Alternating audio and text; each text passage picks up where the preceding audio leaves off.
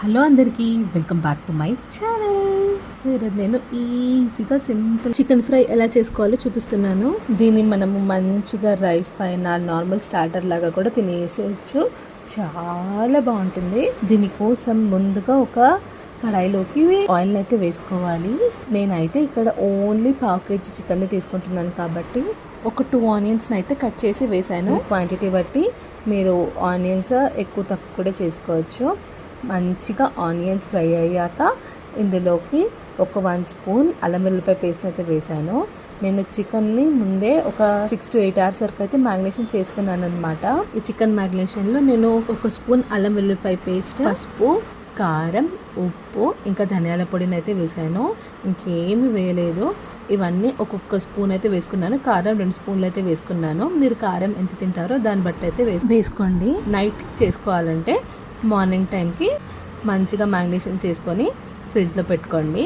ఇంకా మనము వంట స్టార్ట్ చేసే ముందు ఒక 10 minutes ముందు తీసేస్తే సరిపోతుంది అనమాట. ఇప్పుడు ఈ మ్యాగ్నేషన్ చేసుకున్న చికెన్ని ఫ్రై అయిన ఆనియన్స్లోకి అయితే వేసుకోవాలి.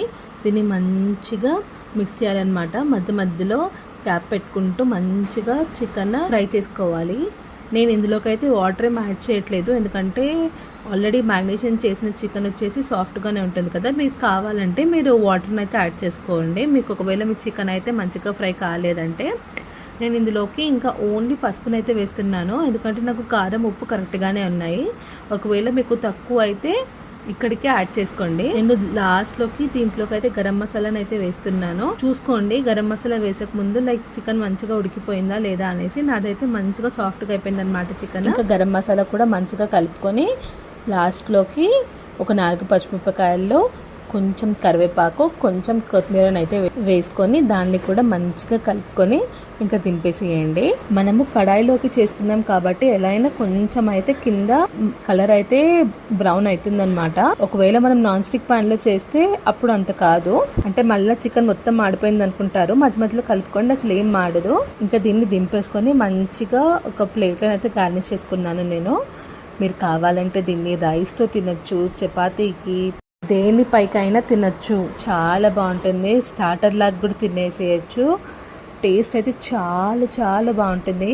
చూసారు కదా చికెన్ ఎంత సాఫ్ట్గా ఉడికిందో.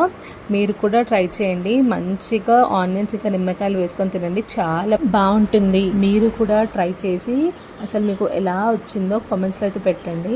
ఈ వీడియో కనుక నచ్చితే తప్పకుండా నా ఛానల్ని లైక్ చేయండి, షేర్ చేయండి, బెల్ నోటిఫికేషన్ని ఆన్ చేసుకోండి. అప్పుడే నేను పెట్టే ప్రతి ఒక్క వీడియో మీ వరకు అయితే వస్తుంది. Thank you for watching.